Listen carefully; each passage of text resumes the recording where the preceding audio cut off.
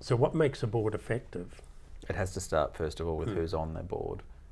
Yeah. What's your view on what are the most effective attributes of a director that lead to board effectiveness?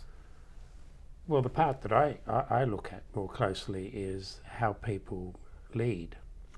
Not just about leadership, but about leader capability. The extent to which they're able to lead themselves, regulate themselves in a room. I still think it's a dark art because organisations are different.